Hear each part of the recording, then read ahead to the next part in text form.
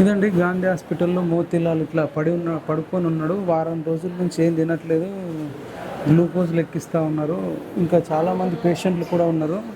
నిరుద్యోగులకు ఏదైతే హామీలు ఇచ్చారో ప్రభుత్వం అవన్నీ కూడా నెరవేర్చాలని చెప్పేసి అబ్బాయి అంటే నిరుద్యోగుల కోసం మరి ప్రాణాల మీదకి తెచ్చుకుంటున్నాడు. మరి పడుకున్నట్టున్నాడు. చూద్దాం మరి. అసలు నాకే బాధ అనిపిస్తుంది. ఇప్పటికే దుఃఖంతా ఎండుకపోయింది. మనిషి వీక్ అయిపోయినాడు. నాన్న లేడంట, అమ్మనే ఉంది. సూర్యాపేట జిల్లా మోతీలాల్ నాయక్ది. మోతీలాల్ డిస్టర్బ్ చేయొద్దు. అబ్బాయి కూడా ప్రాణాల మీదకి వచ్చింది. నిరుద్యోగులు అందరూ కూడా దయచేసి మీరందరూ వచ్చి అబ్బాయిని బతిలాడి ఆయన మీకోసము దీక్ష చేస్తున్నప్పుడు మీరు ఆయన కోసం వచ్చి విరమించండి. మనం భవిష్యత్ కార్యాచరణ ఎట్లా ఉంటే బాగుంటుందని ఒక ఉమ్మడి ఐక్య కార్యాచరణ చేసుకుంటే బాగుంటుందని చెప్పేసి పిఎంఆర్ టీవీ ఛానల్ నుంచి రిక్వెస్ట్ చేస్తున్నా. మీ అమ్మ చెప్తుంది మాకు మా కొడుకుని ఎట్లన్నా బతికించుర్రు అని. నేను మైపల్లన్నాను, గుర్తుపడుతున్నా. ప్రభుత్వంతో మాట్లాడదాము. నిరుద్యోగులు కూడా మా కోసం అన్న ప్రాణం మీద తెచ్చుకోవద్దనండి.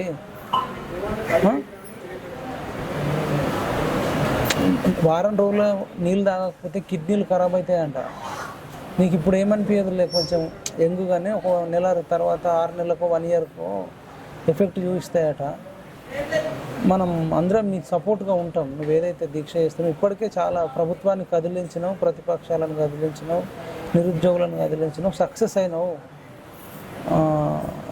మరి మోతీలాల్, నువ్వు బ్రతికితే ఇంక ఇట్లాంటి పెద్ద ఉద్యమాలు దేశానికి ఉపయోగపడతావు. నువ్వు ఒక నిరుద్యోగులకి కాదు, తెలంగాణకి కాదు, దేశం గర్వించేందుకు లీడర్ కావాలి నువ్వు. ఇప్పుడు వారం రోజులు ఇప్పటిదాకా ఎవరు చేసినావు లేడు చరిత్రలో.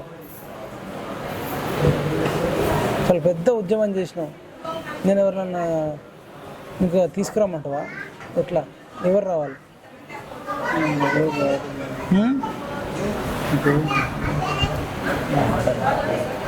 మరి విరమించేసే కదా మోతీలాల్. నీ హెల్త్ మంచిగా చేసుకున్న తర్వాత నీకు సపోర్ట్గా ఉంటాం. ఇప్పుడు వచ్చినాం ఇంతమంది కదా. నువ్వు ఆరోగ్యం మంచిగానాక కూడా ఆ ఇందిరా పార్క్ దగ్గర ధర్నాలు పెడదాం, ఊర్లలోకి వెళ్దాం, పాంప్లెట్లు కొట్టిద్దాం, ఫ్లెక్సీలు పెడదాం. కిడ్నీలు ఎఫెక్ట్ అయితే రేపు నువ్వు పెళ్లి చేసుకుంటే కూడా ఇబ్బంది అవుతుంది. నీ కోసం కాదు, నీ భవిష్యత్తులో నువ్వు పెళ్లి చేసుకుంటే నీ కుటుంబం కోసమని ఆలోచించాలి. మళ్ళీ అమ్మకు నువ్వు ఒక్కదాన్ని ఒక్కడవే, నాన్న లేడట, నీకేమన్నా ప్రాబ్లం అయితే రేపు అమ్మని ఎవరు పోషించాలి? మీ అమ్మ బాగా ఎడ్యుకేటెడ్ కానట్టుంది. నేను ఇట్లా తెలియక జరుగుతుంది ఇదంతా.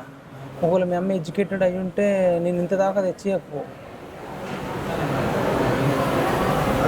ఆ మాట విను మోతీలాల్. చెప్పు, ఏం చేద్దాం చెప్పు. నిన్ను కాపాడుకోవాలని ఉంది మాకు. నువ్వు రాసి చెప్తావా? నువ్వు విరమిస్తేనే మంచిగా ఉంటుంది. కావాలంటే ఇంకొకరిని కూర్చుండి పెడదాం. ఇంకా వేరే ఒక రాజకీయ నాయకులన్నా ఇంకెవరినైనా కూర్చుండి పెడదాం. ఉద్యమం కొనసాగుతూ ఉంటుంది. నీకేమైనా తెప్పిద్దామా?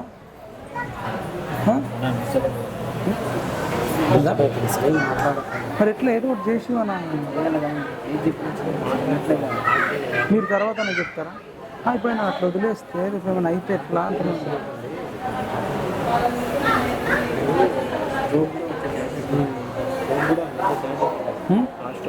నేను అదే ఇప్పుడు ఇప్పుడు వెళ్ళిపోతే ఇంకొక రోజు అయింది అనుకో. అన్న, మా కోసం విరమించే ప్రయత్నం చెయ్యన్నా. మీరేమన్నా అయితే రేపొద్దున ఏమంటారు? మీకు కూడా ఒక ఫ్యామిలీ ఉంది, సిచ్యువేషన్ ఉంది. మనం కొట్లాడదామన్నా గవర్నమెంట్ మీద. పోరాటంలో వస్తున్నారు పోతున్నారు, కానీ కరెక్ట్ టైమింగ్స్ దొరకలేదు. ఇప్పుడు నీకు 7 days అయిపోయింది, ఆరోగ్యం తెలిసింది.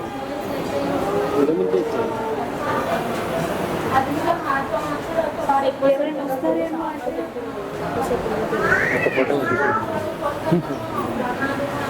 మిత్ర గారు మీరు చెప్పండి. అబ్బాయికి ఏ రేపు లైఫ్ ఉండదు అసలు. లైఫ్ అంటే ఎంత రిస్క్ కదన్న. ఒక్కసారి ఆలోచించండి. ప్రభుత్వం రావాలి, దిగి రావాలి అంటే ఆలోచించే సిచ్యువేషనే లేదు అసలు. ఇప్పుడు వాళ్ళంటే హెల్త్ మంచిగా లేక వచ్చారు. నువ్వేమో ఇప్పుడు సరే చేసిన వారం రోజులు చేసిండు. ప్రభుత్వానికి కానీ నిరుద్యోగులలో కానీ ఒక చలనం అయితే వచ్చింది.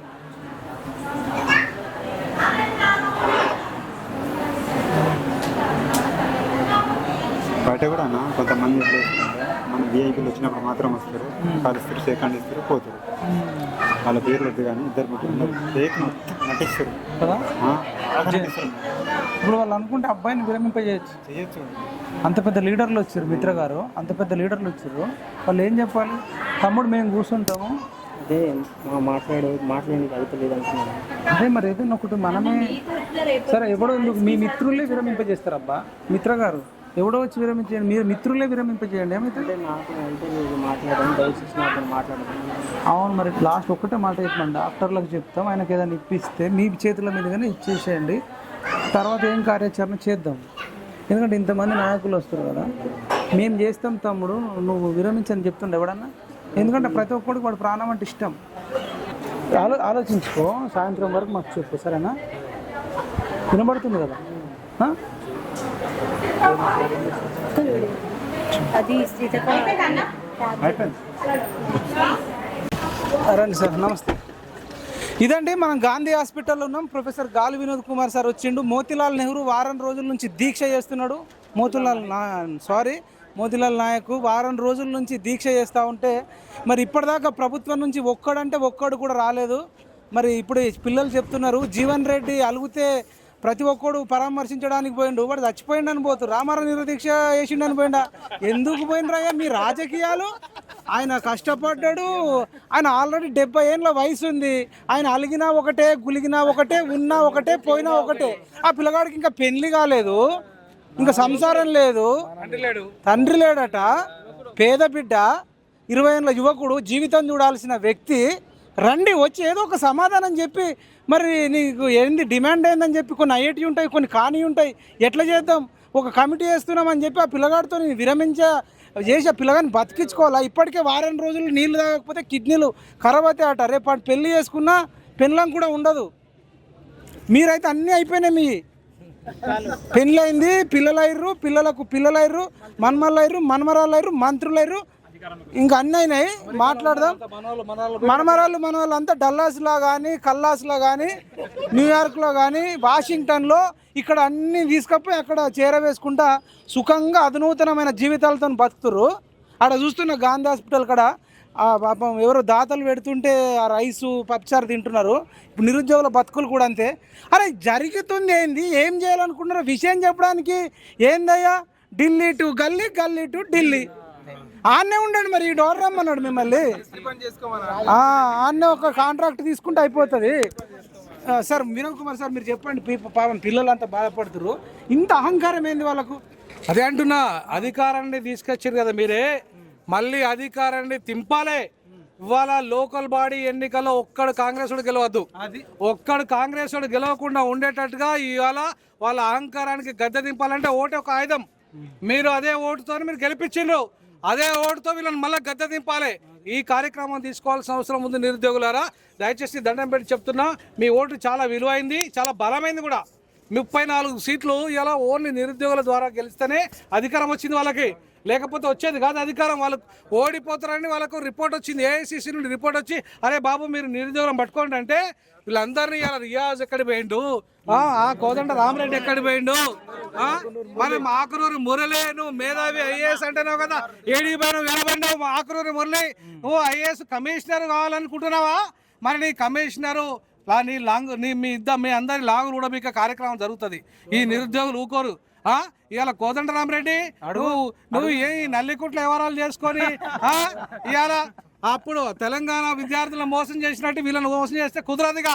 ఇక నీ నల్లికుట్ల వ్యవహారాలు బంద్ చేయి, ఇక పులి స్టాప్ పెట్టుకోరు.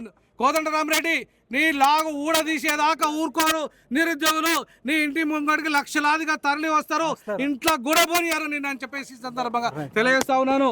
అంతేకాకుండా ఇవాళ నేను ఒకటే చెప్పాల్సుకునే సందర్భంగా, రేవంత్ రెడ్డి గారు మీరు ప్రెస్ క్లబ్ సమాజ్ కూడా పోయి అక్టోబర్ 1, 2023 రోజు మీరు ఇచ్చిన హామీ లేని వీళ్ళకు గ్రూప్ 1కు గ్రూప్ 2 గ్రూప్ 3కి ఇచ్చిన హామీ ఇచ్చినా లేదా మీరు? మరి ఇచ్చినప్పుడు పోస్టులు వాళ్ళు పెంచుతానారా లేదా? మరి వాళ్ళ 1:100 చేస్తానారా లేదా? మీ ఉప ముఖ్యమంత్రి చేస్తానడా లేదా? మరి చేస్తానాక మీరు ఎందుకు ఇవాళ హామీ మీరు పక్కా పోయినరు? ముఖ్యమంత్రి ఉప ముఖ్యమంత్రికి సమాధానం చెప్పాలి, కోదండ రామిరెడ్డి సమాధానం చెప్పాలి. బలమూరి వెంకటి మీకు అందరికి పదవులు వచ్చినాయి. కోదండ రామిరెడ్డి ఎమ్మెల్సీ అయ్యిండు, బలమూరి వెంకటి ఎమ్మెల్సీ అయ్యిండు, ఇవాళ ఈ రియాజమ్మ గ్రంథాలయ సంస్థ చైర్మన్ అయ్యిండు, మల్లన్న భాయ్ ఇలా ఎమ్మెల్సీ అయ్యిండు.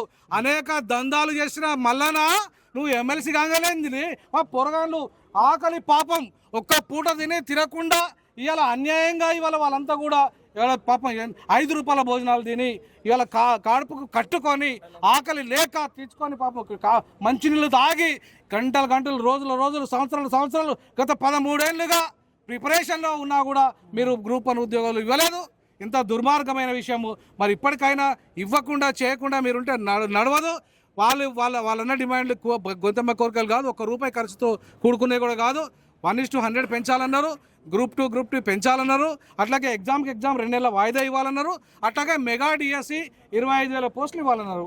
ఇవేవి కూడా మీరు ఇచ్చిన హామీలే కదా. జియో నెంబర్ 46ను రద్దు చేయాలి.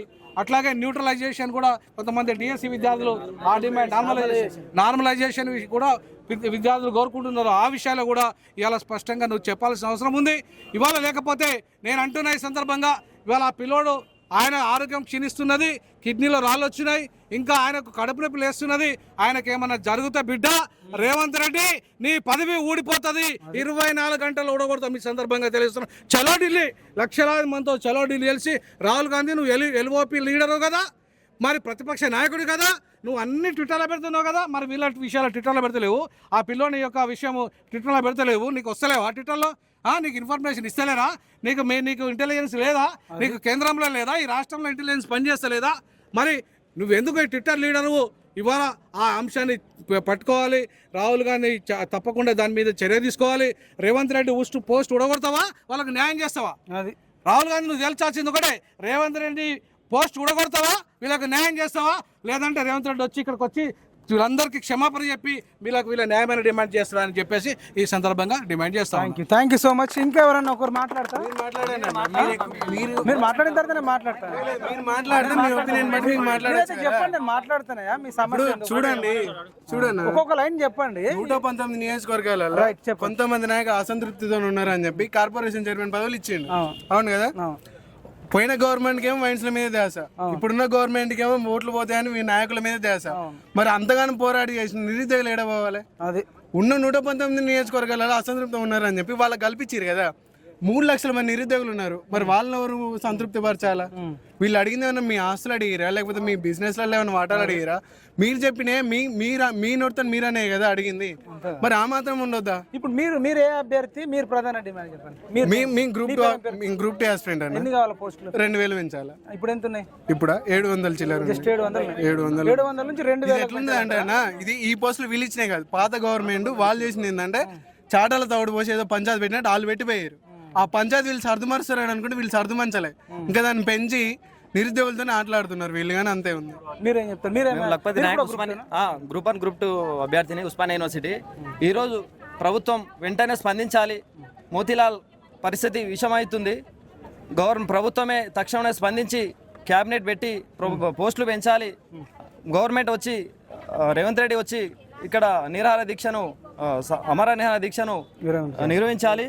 2,000 పోస్టులు గ్రూప్ 2 పెంచాలి. 1:100 గ్రూప్ 1 పోస్టులు తీయాలి. అండ్ గ్రూప్ 3 పోస్టులు 3,000కు పెంచాలి. మెగా డీసీ కూడా ఇవ్వాలి. ఖచ్చితంగా మేము ప్రభుత్వానికి హెచ్చరిస్తున్నాము.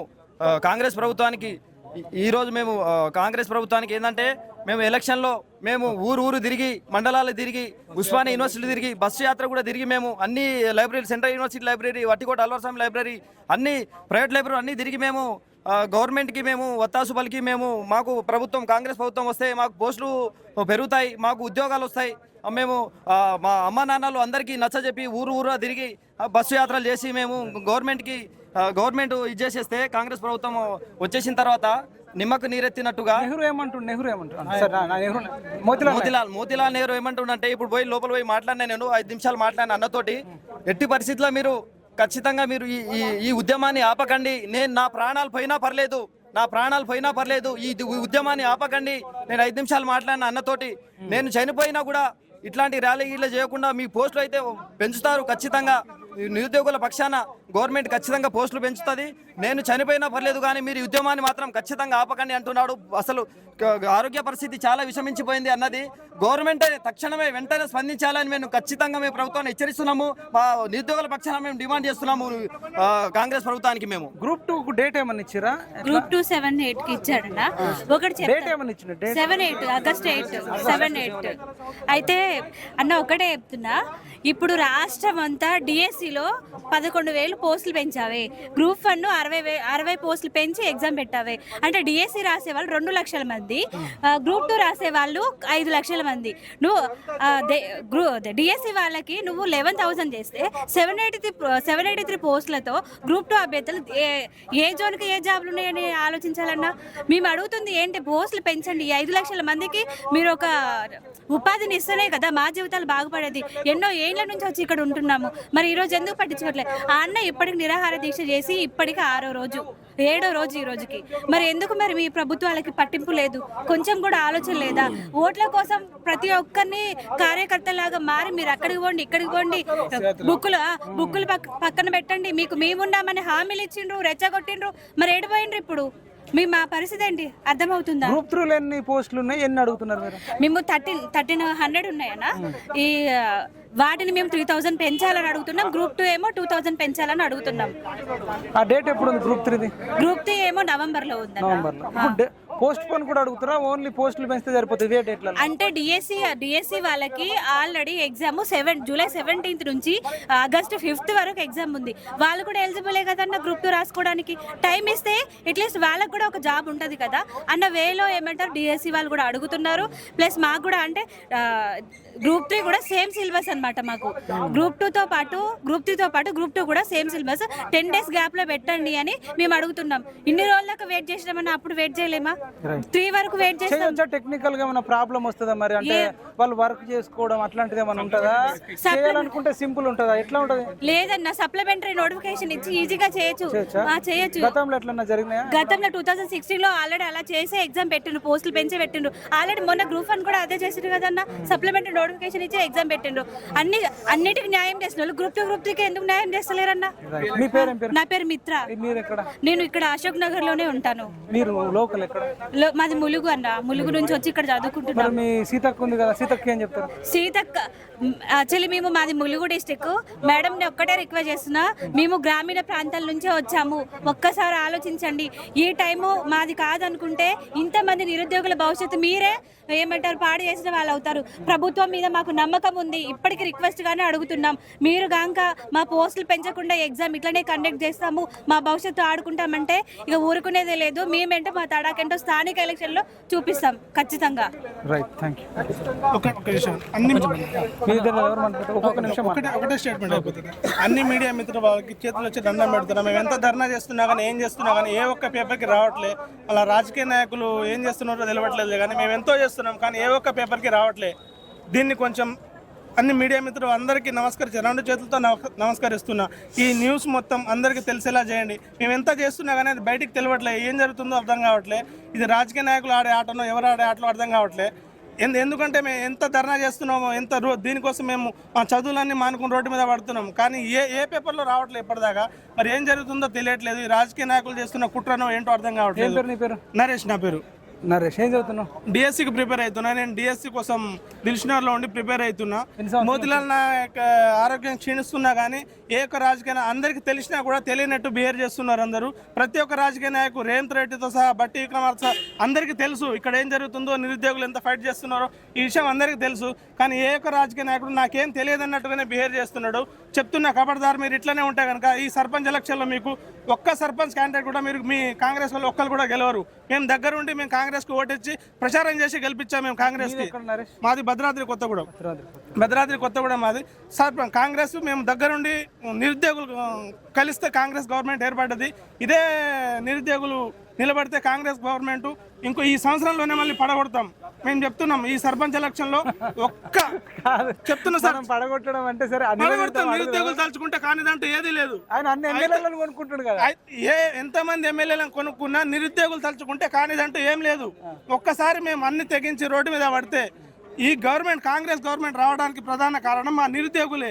మేము ఒక్క రోజులో డిసైడ్ అయినాం. మేనిఫెస్టో చూసి 25,000 మెగా డిఎస్సీ అన్నాడు, గ్రూప్ 2 పోస్టులు పెంచుతామన్నాడు. ఆ ఒక్క మేనిఫెస్టో చూసి నిరుద్యోగులంతా మోసపోయి కాంగ్రెస్ గవర్నమెంట్కి ఓటేసి ఒక్క వారంలో మేనిఫెస్టో చూసి కాంగ్రెస్ గవర్నమెంట్ మేము తీసుకొచ్చాం. కానీ మమ్మల్ని మోసం చేస్తుండే ఈరోజు. ఇప్పుడు మీరు డిఎస్సీ ఆస్పిరెంట్, అది ఇమీడియట్ గా ఉన్న డిమాండ్ ఏం చెప్తే ఇప్పుడు మాకు 25,000 మెగా డిఎస్సీ ప్రకటించాలా. ఎందుకంటే వాళ్ళు చెప్పిన విధంగానే, మేము కొత్తదేం అడగట్లేదు, అసలు మాకు వేరే ఏం లేదు. వాళ్ళు చెప్పారు మెగా డిఎస్సీ వేస్తున్నాం, దానికి మేము డిఎస్సీ క్యాండిడేట్స్ అంతా మేము గ్రూప్స్ క్యాండిడేట్ కానీ డిఎస్సీ కానీ గా ఉన్నారా? ఎగ్జామ్ రాయం మేము బైకాట్ చేస్తామని మన డిఎస్సీ ఆస్పిరెంట్లు అందరూ ఎంతో మంది ధర్నా చేస్తున్నారు. మీరు ధర్నా చేస్తారు. కొందరు గమ్మున చదువుకునేటోళ్ళు కూడా ఉంటారు. ఈ 11,000 జాబ్కు రాసుకునేటోళ్ళు కూడా ఉంటారు. అప్పుడు మీరు నిరుద్యోగుని పరిస్థితి ఏంటో ఒక రాజకీయ నాయకున్న ధైర్యం నిరుద్యోగునికి ఉండదు. ఎందుకంటే ఒక్కొక్కరి పరిస్థితి ఇంట్లో రూపాయి ఉండదు. ఒకవేళ ఆ డేట్కి పెట్టేస్తే మా బతుకులు ఏమైతే ఆ ఉన్న పోస్టుల కన్నా ప్రయత్నించి మా పొట్టగుట్టు కోసం వచ్చిన వాళ్ళే అందరూ వాళ్ళ బాధలు కూడా అర్థం చేసుకోవాలి. ప్రతి ఒక్కరు రోడ్డు మీద వచ్చి ధర్నా చేయాలి, మా జీవితాన్ని లాగం చేసుకోవాలని ఎవరు అనుకోరు. రైట్, నువ్వు గ్రూప్ 2 గురించి మాట్లాడతా చెప్పండి. ఈ జాబులు ఇమీడియట్ గా పెంచాలంటారా? ఇప్పుడు రాసింది మళ్ళీ పెంచినా ఓకేనా? ఎట్లా? వాళ్ళు తక్షణమే ఇప్పుడున్న పోస్టులకి గ్రూప్ 2, గ్రూప్ 3 పోస్టులకి గ్రూప్ 2కి 2,000, గ్రూప్ 3కి 3,000 పోస్టులు పెంచి తక్షణమే సబ్ నోటిఫికేషన్ ఇచ్చి దానికి తగ్గట్టు సమయాన్ని కొంత పెంచి మళ్ళీ మాకు వెసులుబాటు, ఒక పరీక్షకు ఇంకో పరీక్షకు వెసులుబాటు కల్పించి వాళ్ళు ఇచ్చిన ప్రతి ఒక్క హామీని నెరవేర్చాలి. ఈ మోతీలాల్ యొక్క ఆరోగ్యాన్ని దీక్ష విరమించేటట్టు ఆయన ప్రాణానికి ఏ హాని కలగకుండా రక్షణ చేపట్టాల్సిన బాధ్యత ఈ కాంగ్రెస్ గవర్నమెంట్ది. మమ్మల్ని ఎన్నికల్లో పావులుగా వాడుకొని మమ్మల్ని ఉద్యోగాల ఆశ చూపిస్తామని చెప్పి ఊర్లలోకి వెళ్ళి మీకు ఓట్లు ఇప్పించండి అని మా ఎమ్మెల్యేలని చెప్పి మా ప్రతి తల్లిదండ్రులను మా గ్రామాలను తిరిగి వాళ్ళని ఓట్లు ఇప్పించినాము. ఇప్పుడు చేయకపోతే మేము వచ్చే ఎలక్షన్లలో ఏ చిన్న ఎలక్షన్ అయినా పెద్ద ఎలక్షన్ అయినా వాటిలో పార్టిసిపేట్ చేస్తాం. చిన్న నుంచి పెద్ద దాకా మిమ్మల్ని అందరినీ ఓడగొట్టే కార్యక్రమం చేస్తాం. మాకు తగనైన న్యాయం చేయకపోతే అని ఖబర్దార్ ఇక్కడ నుంచి హెచ్చరిస్తూ ఉన్నాం. ఏం పేరు నీ పేరు? సురేష్. సురేష్ ఎక్కడ మీది? చిక్కడపల్లి లైబ్రరీ ఉస్మానియాలో LLM చేస్తున్నాను. ఎక్కడ మీది? జిల్లా వికారాబాద్ డిస్టిక్. వికారాబాద్ జిల్లా. Okay, thank you. నువ్వు మాట్లాడతావు? నీ పేరు ఏం పేరు? నువ్వు ఎక్కడ? నా పేరు భూకే వీరేంద్ర నాయక్. నా పేరు భూకే వీరేంద్ర నాయక్. నేను సూర్యాపేట నుంచి వచ్చాను. వినోద్, నేను చూస్తున్నాను. ముందుగా కాంగ్రెస్ గవర్నమెంట్ ముందు ఎన్నికల ముందు హామీ ఇచ్చి 2 లక్షల ఉద్యోగాలు ఇస్తామని చెప్పి నేను గ్రూప్ 2 మా సూర్యాపేట జిల్లా. ఇప్పుడు నిరాహార దీక్ష చేస్తున్న అబ్బాయి కూడా గిరిజన బిడ్డ ఒక సూర్యాపేట జిల్లా నుంచి వచ్చారు. దయచేసి గవర్నమెంట్ త్వరగా మోతీలాల్ గారి నిరాహార దీక్షను మార్పించేసి మీరు పోస్టులు పెంచాలని మనస్ఫూర్తిగా కోరుకుంటున్నాను. లేకపోతే ప్రతి ఒక్క నియోజకవర్గాల్లో మీ ఒక ఎమ్మెల్యేలను తిరగనివ్వం, ఖచ్చితంగా ముట్టడి చేస్తాం. ఏ ఎమ్మెల్యే అయితే మళ్ళీ మీరు అసెంబ్లీ రానట్టు చేశారో మీకు ఖచ్చితంగా మీ గవర్నమెంట్ దించుతాం అని మనస్ఫూర్తిగా కోరుకుంటూ మీరు తొందరగా గ్రూప్ 2, గ్రూప్ 3 డిఎస్సీ పోస్టులు పెంచాలని మనస్ఫూర్తిగా కోరుకుంటూ తీసుకుంటాం. ఇదండి ఇక్కడ మరి మోతీలాల్ నాయక్తో మొదటి నుంచి ఉన్న వ్యక్తి వినోద్ నాయక్ కూడా ఉన్నాడు. మొన్న ఉస్మాన్ యూనివర్సిటీ లైబ్రరీకి వెళ్ళి కూడా మన కోసం ఒక విద్యార్థి 4-5 రోజుల నుంచి తిండి తిప్పలు లేకుండా మరి దీక్ష చేస్తుంటే మీరు ఒక్క పూట అన్నం మానేసి అయినా సరే ఓయికి వచ్చి మద్దతు ఇవ్వండి అని చెప్పేసి వినోద్ నాయక్ అడిగిండు. మన పక్కకే ఉన్నాడు వినోద్ నాయక్, మొదటి నుంచి ఉన్నాడు. ఏం చెప్తున్నాడు మరి మోతీలాల్ నాయక్? ఏం చెప్తున్నాడు? గత 7 రోజుల నుంచి ఆయన పర్యవేక్షణ చేస్తున్నాను నేను దగ్గరుండి. 12 గంటల నుంచి 1 గంటల వరకు ఆయనతో పాటు ఉంటున్నా. సషేమీరా నాకు స్పష్టమైన హామీలు వచ్చేంత వరకు, నా ప్రాణాలు పోయినా పర్లేదు, నాకు స్పష్టమైన హామీలు ఇచ్చేంత వరకు నేను ఆపే ప్రసక్తి లేదు. నేను గత 4-5 సంవత్సరాల నుంచి మేము కలిసి క్యాంపస్కి వచ్చినప్పటి నుంచి మిత్రులం. ఈ రోజు వరకు నా ప్రాణమిత్రుడు నేను అన్నది ప్రతి మాట విన్నాడు. ఈ రోజు నిరుద్యోగుల కోసం చేస్తున్న ఈ ఆమరణ నిరాదేశ ఆపనంటే ఆపను, ససేమిరా అంటున్నా. నాకు స్పష్టమైన హామీ రావాలి. మోతీలాల్ నాయక్ ఎక్కడ ఊరు? ఇటు సూర్యాపేట అన్న, సూర్యాపేట వచ్చినప్పటి నుంచి క్యాంపస్లో నాకు ఆరోగ్యం బాగలేకపోయినా, నాకు జ్వరం వస్తుంది, వైరల్ ఫీవర్. పోలీస్ స్టేషన్కి తీసుకెళ్ళినప్పటి నుంచి ఫీవర్ స్టార్ట్ అయింది. ఇప్పటి వరకు రోజు నాకు ఫీవర్ వచ్చినా కానీ నాకు పైన వచ్చి చూస్తున్నా పర్యవేక్షిస్తున్నా మానుకోరా అన్నా కానీ ససేమీరా నేను నిరుద్యోగులకు ఏమైతే హామీలు ఇచ్చారో గత ప్రభుత్వం స్పష్టంగా ఆ హామీలను నెరవేరిస్తే తప్ప నేను ఆమరణ నిరాహార దీక్షను విరమించను. మీరు తెలుసన్నా క్యాంపస్లో గత 10 సంవత్సరాల నుంచి ఉన్నారు. అక్కడి నుంచి లైబ్రరీ నుంచి ఆర్ట్స్ కాలేజ్ వరకు ర్యాలీ తీస్తే ఒక 2 నిమిషాలు కూడా మమ్మల్ని నిరసన తెలపకుండా అరెస్టు చేసింది ఈ ప్రభుత్వము. ఈ ఆర్ట్స్ కాలేజ్లో మేము చదువుకున్న దేనికి గత 10 సంవత్సరాల నుంచి మేము ఉద్యమంలో ఉన్నాం. మాకు ఆర్ట్స్ కాలేజ్ ఏంటో తెలుసు, అక్కడ ఎంత ఏ ప్రభుత్వమో ఏ విధంగా వాడుకుంటుందో కూడా తెలుసు. అంటే మేము స్పష్టమైన హామీలు నిరుద్యోగులు ఇవ్వమనడం ఒకటి తప్ప మీరు ఇచ్చిన హామీలే కదా. చిక్కటపల్లి లైబ్రరీలో రాహుల్ గాంధీ వచ్చిన మాటలే కదా మేము అడిగింది. మీరు 2 లక్షల ఉద్యోగాలు అన్నారు, గ్రూప్ 2 అన్నారు, గ్రూప్ 3లో పోస్టులు పెంచుతున్నారు, డిఎస్సీలో పోస్టులు పెంచుతున్నారు. ఎటుపాయ మీ హామీలు ఉట్టి మాటలేనా? ఇటు మీరు దున్నపోతు మీద వాన గడుస్తున్నట్టే ఈ ప్రభుత్వం చేస్తుంది. ఈ విద్యార్థులను తుంగలో తొక్కే ప్రయత్నాలు చేస్తుంది. ఇప్పటికైనా విద్యార్థులారా, మొన్న ప్రతి లైబ్రరీకి వెళ్ళి మాట్లాడితే ఒక్కరు కూడా స్పందించని పరిస్థితి. ఉస్మానియా గడ్డ ఏంది ఉద్యమాలకు పురిటిగద్ద. మీరు స్పందించాలి. అక్కడ ఉన్న నిరుద్యోగులు కదిలి వస్తే ఈ ప్రభుత్వం ఎందుకు చలనం రాదు? ఈ ప్రభుత్వానికి మీరు వెళ్ళిన తర్వాత రాలేదా వాళ్ళు ఎక్కువ మంది? మేము మాట్లాడినామన్నా. అక్కడ ఏంటంటే ఇప్పుడు డిఎస్సీలు పోస్టులు పెంచమని, గ్రూప్ 2 పోస్టులు పెంచమని అక్కడ ఉన్న విద్యార్థి మిత్రులు కొంతమంది స్పందిస్తారు, కొంతమంది ఇక అక్కడికి వెళ్ళి వెళ్ళడం ఏంది, ఇక్కడి నుంచి వాట్సాప్ గ్రూపుల ద్వారా సోషల్ మీడియా ద్వారా మెసేజ్లు ఇస్తారు తప్ప ఇక్కడికి వచ్చి బయటికి రండి. మీరు వరల్డ్ కప్ గెలిస్తేనే ఈరోజు వేలాది మంది బయటకు వచ్చి లక్షలాది మంది సంబరాలు చేసుకుంటారు. ఒక నిరుద్యోగి 7 రోజుల నుంచి మీకోసం కష్టపడుతున్నారు. ఒక 2 లక్షల ఉద్యోగాల బెనిఫిట్ అవుతుంది, వాళ్ళ కుటుంబ సభ్యులు బాగుపడతారు. దాని గురించి కదా మీరు బయటికి వెళ్ళాల్సింది.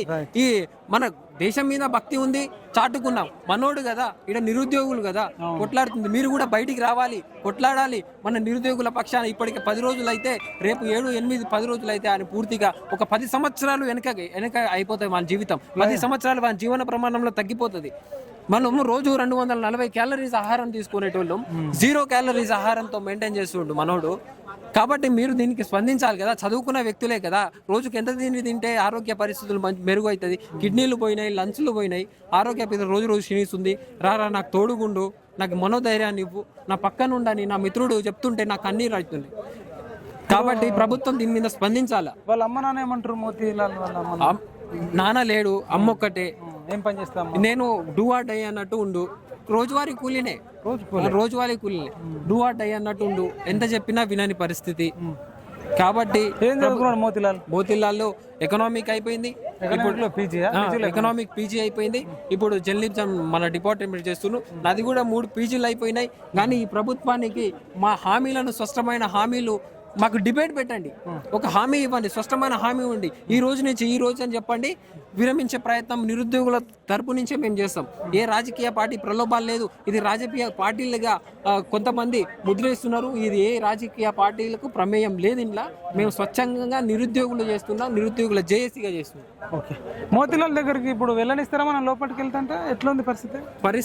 వాళ్ళు అయితే ఉన్నారు, మీరు చూడొచ్చు. అంతా వీళ్ళంతా దానికోసం మోతీలాల్ ఇంటెలిజెంట్ వాళ్ళు, పోలీస్ వాళ్ళు కూడా పైన మోతీలాల్ని కలవనీయకుండా కానిస్టేబుల్, అక్కడ ఉన్న కానిస్టేబుల్ కూడా దురుసుగా ప్రవర్తిస్తున్నారు. ఇప్పుడు మోతీలాల్ పరిస్థితి ఆరోగ్యం క్షీణించింది. మోతీలాల్ కి డాక్టర్ ఇచ్చిన సజెషన్ ఏదంటే కొంతమంది లీడర్స్ మాత్రమే ఎలో చేస్తున్నారు, అందరు చూస్తే ఇన్ఫెక్షన్ సోకుతుంది. కాబట్టి కొంతమంది లీడర్స్లే ఒక 2-3 కలిసి మాట్లాడే అవకాశం అయితే ఇప్పటికి ఉంది. ఓకే, ఫైనల్గా వినోద్ నాయక్, ఇప్పుడు మనం ఇంకా వాళ్ళ మెడల్ వంచాలంటే ఇంకా అనేక మార్గాలు ఉన్నాయి. ఇప్పుడు ఆయన ప్రాణం పణంగా పెట్టడం, మరి మీరు ఒక క్లోజ్ ఫ్రెండ్గా ఇంకేమైనా ప్రయత్నాలు చేపించే ఛాన్స్ ఉందా? ఇంకేదైనా ఒక సరే సామాజిక నాయకులు ఉన్నారు, ఇంకా విద్యార్థి నాయకులు ఉన్నారు, ఇంకా వీళ్ళని ఎవరినైనా తీసుకొచ్చి ఏదో ఒకటి చేసి అబ్బాయిని బతికించుకుంటే బాగుంటుంది. ప్రభుత్వం ఏమన్నా అయితే వాళ్ళ అమ్మ పరిస్థితి ఏంది? ఈ ప్రభుత్వం దీని మీద 2 రోజుల్లో స్పందించకపోతే ఒక జేఏసీ ఫామ్ అవుతాం, లైబ్రరీ తిరుగుతాం. లైబ్రరీ తిరిగి ఉంటే ఏ లైబ్రరీ, యూనివర్సిటీ లైబ్రరీలు కావచ్చు, స్టేట్ లైబ్రరీ కావచ్చు, జిల్లాల వైజ్గా లైబ్రరీలు కావచ్చు, అన్నీ తిరిగి ఈ నిరుద్యోగులను ఏకం చేసి మీరు ఎక్కడ తిరిగితే అక్కడ మిమ్మల్ని ముట్టడిస్తాం, మిమ్మల్ని హెచ్చరిస్తాం. ఈ ప్రభుత్వానికి మీకు అసెంబ్లీ కూడా జరగనీయకుండా కూడా చేస్తామని కూడా. ఇప్పుడు మనకు నిరుద్యోగులకు ఒక రాజకీయ పార్టీ లేదు, ఇదంతా కూడా మళ్ళీ ఏదో రాజకీయ పార్టీ క్యాచ్ చేసుకుంటుంది. మరి అనవసరంగా ఈ అబ్బాయి చచ్చిపోతాడు కదా, కావాలంటే ఒక రాజకీయ నాయకుని కూర్చుంటే పెడితే బెటర్ కదా ఇదే ప్లేస్. మోతీలాల్ చెప్పిన ఒకటే మాటనా, నేను చచ్చినా పర్లేదు, 2 లక్షల మందికి నా వల్ల ఉపయోగం. శ్రీకాంతాచారి ఇట్లనే అనుకొని చచ్చిపోయాడు. ఏందండి మన బతుకు? శ్రీకాంత్ నిరుద్యోగులు ఎందుకు చావాలా? రాజకీయ నాయకులను కూర్చుండబెడితే ఎట్లా ఉంటుంది? మాకు లాస్ట్ ఉన్న అస్త్రం ఒకటే, ఆమరణ నిరాహార దీక్ష. రిప్రజెంటేటర్ ప్రతి ఎమ్మెల్యేని కలిసి ఇచ్చినాం, గల్లీలు తిరిగినాం. ఎక్కడొస్తే ఆ ఎలక్షన్లో కూడా మేము మేనిఫెస్టో ఇచ్చిన హామీలను కావచ్చు నెరవేర్చమని తిరిగినాం. ఇంకా మాకు ఓపిక లేదు. మాకున్న లాస్ట్ ఆయుధం ఒకటే, ఆమరణ నిరాహార దీక్ష. నా వల్ల 2 లక్షల మందికి బెనిఫిట్ జరుగుతుంది. అందుకోసమే నేను 7 రోజులు ఏ వ్యక్తి కూడా ఉండలే. కాబట్టి మీరు నిరుద్యోగులారా కదిలిరండి. నెహ్రూ మోతీలాల్కి తెలియని విషయం ఏంటంటే వాళ్ళు చనిపోయినాక కూడా వేస్తారన్న గ్యారంటీ లేదు కదా. అనవసరంగా ప్రాణం ఎందుకు పోగొట్టాలి? మేమున్నాం కదా, ఆయన స్ఫూర్తిగా తీసుకొని ఇంకో ప్రాణం నాదే ఉంటది. అట్లా ఉంటది. ప్రభుత్వాన్ని నిరుద్యోగుల కోసం మేము ఒక స్టెప్ తీసుకున్నాము, దానికి కట్టుబడి ఉంటాం. నిరుద్యోగులు ఓయూకి వెళ్తే వాళ్ళు కదలట్లేదు. క్రికెట్ మ్యాచ్ ఫైనల్లో సూర్యకుమార్ యాదవ్ ఎట్లా క్యాచ్ పట్టిండు అనేది చూస్తారు, కానీ మరి ఇక్కడ మోతీలాల్ నాయక్ది ఎట్లా ఉంది పరిస్థితి అని చూస్తలేరని మీరే అంటారు. మరి వాళ్ళ కోసం మీరే దీక్ష చేస్తా అని మీరే అంటారు. ప్రాణం మీద తెచ్చే దీక్ష. నేను ప్రతి లైబ్రరీకి తిరిగినా ఈ దద్దమ్మల నిరుద్యోగులు కదిలితే చేస్తే ఉంటది. ఇప్పుడు ఆయననేమో చేస్తున్నాడు. అయితే ఈ నిరుద్యోగులు కూడా ఎట్లున్నారంటే చెల్లనని వెళ్ళినట్టున్నారు. 3 కిలోమీటర్ల అని పరిస్థితి. కదిలి వస్తేనే తప్ప మీకు గ్రూప్ 2 కానీ గ్రూప్ 3 కానీ పోస్టులు పెంచే అవకాశం ఉంటుంది. కాబట్టి మీరు బయటికి రండి. ఇప్పటికైనా మీరు బయటికి రావాలి. బయటికి వచ్చి గాంధీ హాస్పిటల్లో వేలాది మందికి రండి. వస్తే ఈ ప్రభుత్వానికి మీడియా వాళ్ళ ద్వారా తెలుస్తుంది. లేకపోతే మనమే ముట్టడి చేద్దాం. ఎక్కడ తిరిగితే వాళ్ళ ఇంటి ముట్టడి చేద్దాం అని నేను ఈ సందర్భంగా కోరుకుంటున్నాను. అది నేను అనేది అంటే ఏ పని చేసినా నిరుద్యోగులు అందరూ కలిసికట్టుగా చేస్తే బాగుంటుంది. ఏ ఒక్కరు బల అయితే బాగుండదు అనేది మీరేం చెప్తారు? మీ పేరు ఏం పేరు? నా పేరు వెంకటేష్ అండి. నేను మహబూబ్నగర్ డిస్ట్రిక్ట్ నుంచి వస్తున్నాను. మిత్రుడు మోతీలాల్ నాయక్ అన్న గారు నా సోదరుడు, నాకు మిత్రుడు, పరిచయం, స్నేహితుడు. ఇప్పటికీ అసలు గవర్నమెంట్ వచ్చింది, గవర్నమెంట్ చెప్పింది నిరుద్యోగుల అని చెప్పేసి ప్రతి ఎంపీ ఎలక్షన్స్లో కానీ ప్రతి సమావేశంలో కానీ ఈవెన్ మన మీడియా కూడా ప్రతి ఒక్క న్యూస్ ఛానల్ కూడా మనం గవర్నమెంట్కి సపోర్ట్ చేసేసి బీఆర్ఎస్ గవర్నమెంట్ని బొంద పెట్టాలని చెప్పేసి మనమే అంటుంది, మనమే చేసి ఇప్పుడు ఈయననే మన మీద ఎక్కుతున్నాడు. తెచ్చిన గవర్నమెంట్ మనం కేరీ కోరి తెచ్చిన మన మీద ఎక్కుతున్నాడు. ఇది ఎంతవరకు కరెక్ట్?